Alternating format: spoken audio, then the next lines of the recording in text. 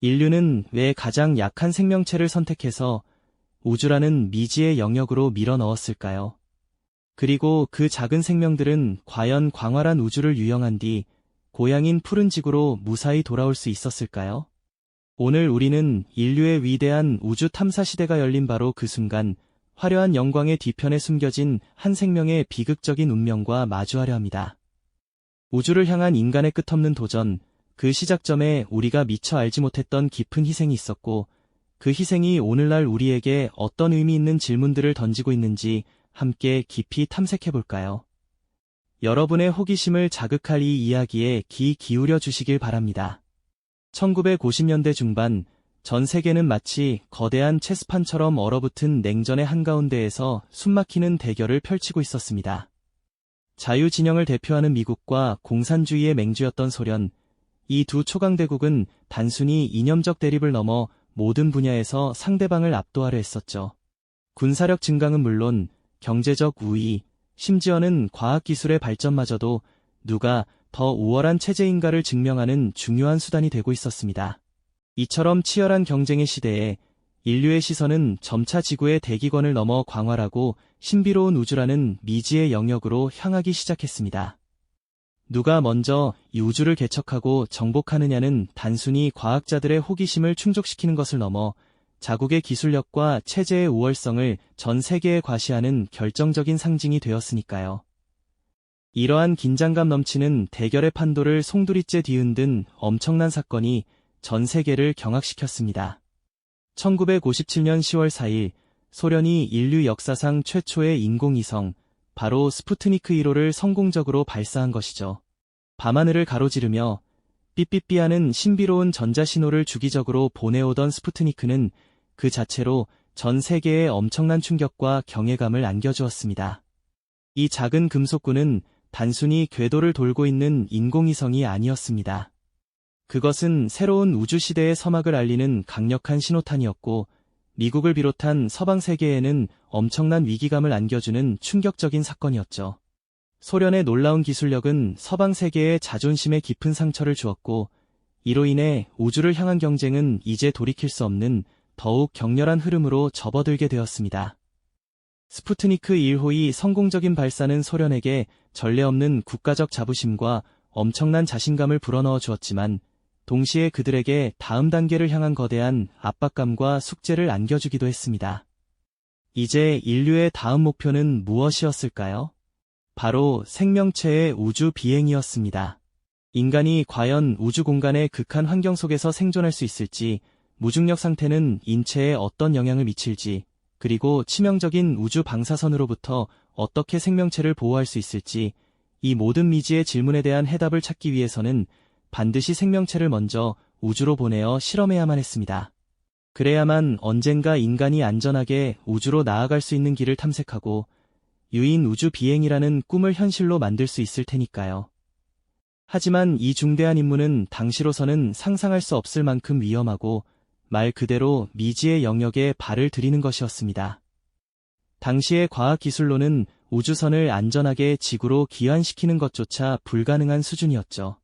다시 말해 우주로 보내지는 생명체는 애초에 살아 돌아올 수 없다는 것을 명확히 알고 시작하는 비극적인 운명을 지닌 실험이었습니다. 그럼에도 불구하고 냉전 시대의 치열한 이념 경쟁과 기술 패권 다툼 속에서 소련은 생명체를 우주로 보내는 이 절박한 과제를 결코 포기할 수 없었습니다. 그들에게는 우주에서의 생명체 생존 가능성을 확인하는 것이 무엇보다 중요한 국가적 사명이자 우주 경쟁에서 한 발 앞서 나가기 위한 필수적인 단계였으니까요. 이토록 절박하고도 복합적인 필요성 속에서 소련의 과학자들은 비밀리에 한 가지 중대한 결정을 내리게 됩니다. 바로 우주 환경에 가장 잘 적응할 것으로 예상되는 생명체를 찾아내어 그들을 우주로 보낼 준비를 시작하는 것이었죠. 이 과정에서 수많은 종류의 동물들이 후보로 거론되었고 다각적인 검토가 이루어졌습니다. 하지만 결국 작은 체구와 비교적 온순한 성격, 그리고 훈련에 대한 높은 적응력을 가진 개들이 가장 유력한 우주 비행 후보군으로 떠오르게 됩니다. 과연 어떤 개가 인류의 역사적인 도전에 함께하게 될까요? 그리고 그들에게는 어떤 가혹한 운명이 기다리고 있었을까요? 이제 우리는 그 선택의 순간과 함께 우주시대를 연 한 작은 영웅의 이야기에 더 깊이 다가가 보려 합니다. 수많은 후보견들 사이에서 우주로 향할 단 하나의 존재를 찾아내기 위한 소련 과학자들의 탐색은 실로 신중하고도 엄격한 기준 아래 진행되었습니다. 왜 하필 개였을까요? 그들은 인간과 비슷한 생체 반응을 보이며 훈련에 대한 높은 이해력과 적응성을 가졌을 뿐만 아니라 영장류에 비해 비교적 쉽게 다룰 수 있다는 장점 때문에 가장 적합한 후보로 낙점되었답니다. 특히 거리에서 생활하며 혹독한 환경에 단련된 떠돌이 개들은 이미 자연스러운 생존 훈련을 거친 셈이었기에 우주라는 극한 환경에도 더 잘 견딜 것이라는 판단이 있었죠. 그렇게 수많은 유기견들이 모여들었고 치열한 선발 과정을 거쳐 마침내 3마리의 개가 최종 후보로 압축되었습니다. 알비나, 무슈카, 그리고 바로 오늘 우리가 이야기할 주인공 라이카였습니다. 이들 중에서도 라이카는 특히 침착하고 온순한 성격을 지녔으며 작은 체구 덕분에 좁은 우주선 캡슐에 가장 적합하다는 평가를 받았습니다. 그녀는 모스크바의 추운 겨울거리를 떠돌던 평범한 암컷 잡종견이었지만 이제 인류의 우주시대를 열 영웅이라는 막중한 임무를 부여받게 된 것이죠. 정말 아이러니한 운명이라고 할 수 있겠죠. 선택된 우주견들에게는 상상 이상의 혹독한 훈련이 기다리고 있었습니다. 그들의 몸은 작은 우주선 캡슐 안에서 오랫동안 버틸 수 있도록 단련되어야 했고 우주 비행 중 겪게 될 엄청난 중력과 소음, 그리고 진동을 견딜 수 있도록 훈련받아야 했습니다. 좁은 공간에 갇힌 채 며칠 밤낮을 보내는 것은 물론이고 로켓 발사 시의 가속도를 재현하는 원심분리기에 태워져 엄청난 압력을 견뎌내야만 했죠. 마치 거대한 세탁기 안에 갇혀 빙글빙글 돌려지는 듯한 고통이었을 겁니다. 또한 우주에서의 제한적인 식사를 위해 특수 제작된 젤 형태의 음식을 먹는 훈련도 필수적이었습니다. 이 모든 과정은 개들에게 엄청난 스트레스와 두려움을 안겨주었을 텐데요. 과학자들은 개들의 심박수와 호흡, 혈압 등 생체 반응을 실시간으로 측정하며 이 훈련이 얼마나 고통스러운지 누구보다 잘 알고 있었습니다. 그들은 과학적 사명감과 함께 실험 대상인 작은 생명체에 대한 깊은 연민과 죄책감 사이에서 복잡한 심경을 감출 수 없었을 겁니다. 특히 훈련이 진행될수록 개들과 감정적인 교류를 나누게 된 일부 과학자들은 그들의 운명을 알면서도 훈련을 지속해야 하는 현실의 깊은 괴로움을 느끼기도 했죠. 이러한 고난의 시간 속에서 라이카는 가장 뛰어난 적응력을 보이며 최종 우주 비행견으로 선정되었습니다. 그녀는 훈련 과정에서 보여준 침착함과 회복력으로 과학자들의 기대를 한몸에 받았습니다. 하지만 동시에 그녀의 운명이 이미 결정되어 있다는 사실은 모두에게 무거운 침묵을 안겨주었습니다. 생환 계획이 없는 편도 비행이었으니까요. 라이카를 우주로 보내는 스푸트니크 2호 발사일이 다가오자 소련은 전 세계의 이목을 집중시키며 새로운 우주 역사를 쓰기 위한 준비에 박차를 가했습니다. 1957년 11월 3일 새벽 바이코누르 우주기지의 발사대에는 거대한 스푸트니크 2호 로켓이 웅장한 자태를 드러내고 있었습니다.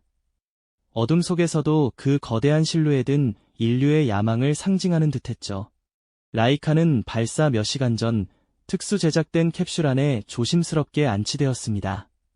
그녀의 몸에는 각종 센서들이 부착되어 있었고 생체 신호를 지구로 전송할 준비를 마쳤습니다. 좁은 캡슐 안에서 라이카는 어떤 생각을 하고 있었을까요? 아마도 그녀는 익숙한 과학자들의 손길을 느끼며 곧 시작될 미지의 여정을 전혀 알지 못한 채 평화롭게 잠들어 있었을지도 모릅니다. 마지막 순간 한 과학자는 라이카에게 작별 인사를 건네며 그녀의 코를 쓰다듬었습니다. 잘 가, 라이카. 우리는 너에게 많은 것을 배웠단다. 이 말 속에는 임무의 성공을 기원하는 마음과 함께 돌아올 수 없는 길을 떠나는 작은 생명체에 대한 미안함과 애통함이 복잡하게 얽혀 있었을 겁니다. 발사 카운트다운이 시작되고 거대한 로켓은 굉음을 내며 서서히 지상에서 떠오르기 시작했습니다. 인류의 우주시대는 그렇게 한 작은 개의 희생을 대가로 찬란하게 막을 올리고 있었던 것이죠. 그 굉음과 함께 스푸트니크 2호는 어둠이 채 가시지 않은 새벽 하늘을 뚫고 힘차게 솟아올랐습니다. 발사대의 웅장함과 대비되는 작은 캡슐 속 라이카의 존재는 인류의 원대한 꿈과 한 생명의 연약함을 동시에 보여주는 듯했죠. 관제실은 성공적인 이륙을 알리는 환호성과 함께 미지의 우주로 향하는 로켓의 궤적을 숨죽여 지켜보고 있었습니다. 모두의 시선은 화면 속점 하나에 고정되어 있었을 겁니다. 초기 보고는 성공적이었습니다. 지구 궤도에 진입한 스푸트니크 2호와 라이카의 생체 신호는 안정적으로 수신되는 듯 보였습니다. 세계는 환호했고 소련은 다시 한번 우주기술의 선두주자임을 전 세계에 각인시켰습니다. 그러나 그 환호성 뒤에는 누구도 예상치 못했던, 아니 어쩌면 애써 외면하고 싶었던 비극적인 진실이 숨겨져 있었답니다. 이 놀라운 비행이 과연 계획대로 순조롭게 진행되고 있었을까요? 사실 발사 몇 시간 만에 라이카의 캡슐 안에서는 치명적인 문제가 발생하고 있었습니다. 로켓의 상단부가 분리되는 과정에서 예상치 못한 기술적 결함이 생겨 캡슐 내부의 온도가 급격히 상승하기 시작했던 것이죠. 초기 보고와는 달리 라이카는 이미 극심한 고통 속에서 짧은 생을 마감하고 있었습니다. 그녀의 심박수는 급격히 빨라졌고 스트레스 수준은 상상을 초월했을 겁니다. 좁고 뜨거운 캡슐 안에서 그녀는 미지의 공포와 싸우다 결국 숨을 거두고 말았던 겁니다. 이 비극적인 진실은 한동안 대중에게 알려지지 않았습니다. 소련은 라이카가 일주일간 지구 궤도를 돌며 생존했다고 발표했고 전 세계는 작은 영웅의 생존에 촉각을 곤두세웠죠. 하지만 이내 라이카가 지구로 돌아올 계획 자체가 없었다는 사실이 서서히 드러나기 시작했습니다. 그녀는 애초에 편도 티켓을 받은 셈이었으니까요. 이는 전 세계적인 충격과 함께 격렬한 논쟁을 불러일으켰습니다. 수많은 신문 헤드라인은 라이카의 운명을 대서특필했고 동물복지와 생명윤리에 대한 질문들이 쏟아져 나왔습니다. 과연 인류의 과학적 진보를 위해 이러한 희생이 정당한가? 라는 근본적인 물음은 전 세계를 뒤흔들었죠. 라이카의 죽음은 단순한 실험동물의 희생을 넘어 인류가 미지의 영역을 탐험하며 치러야 할 대가에 대한 깊은 성찰을 요구하는 계기가 되었습니다. 그녀의 비행은 인류에게 우주라는 새로운 지평을 열어주었지만 동시에 그 영광 뒤에 가려진 어두운 그림자를 분명히 보여주었던 것입니다. 우주선이 지구 궤도를 돌고 있는 동안 라이카의 생체 신호는 점차 미약해지다가 결국 끊기고 말았습니다. 그녀를 태운 스푸트니크 2호는 지구를 2570바퀴나 돈 후에야 대기권으로 재진입하며 불타 사라졌습니다. 라이카의 짧은 우주 여정은 그렇게 막을 내렸지만 그녀가 남긴 질문은 오늘날까지도 우리에게 깊은 울림을 주고 있습니다. 인류는 과연 무엇을 위해 그리고 어떤 대가를 치르며 미지의 영역을 개척해왔던 것일까요? 이 질문 앞에서 우리는 숙연해질 수밖에 없을 겁니다. 여러분, 오늘 밤하늘 어딘가에서 우리를 내려다보고 있을 작은 별 하나를 상상해보세요. 인류의 원대한 꿈을 위해 가장 외롭고 뜨거운 길을 홀로 걸어갔던 작은 영웅, 라이카. 비록 그녀는 고향인 푸른 지구로 돌아오지 못했지만 그녀가 우주에 남긴 마지막 심장박동은 오늘날 우리가 누리는 우주시대의 걸음이 되었습니다. 이제 라이카는 차가운 캡슐 안이 아니라 우리의 기억 속에서 가장 따뜻하고 자유로운 우주를 유영하고 있을 것입니다. 인류의 진보 뒤에 숨겨진 숭고한 희생을 잊지 않는 것, 그것이 오늘날 우리가 저 하늘을 바라볼 때 가져야 할 최소한의 예의가 아닐까요? 라이카의 평온한 안식을 빌며 오늘 이야기 마칩니다.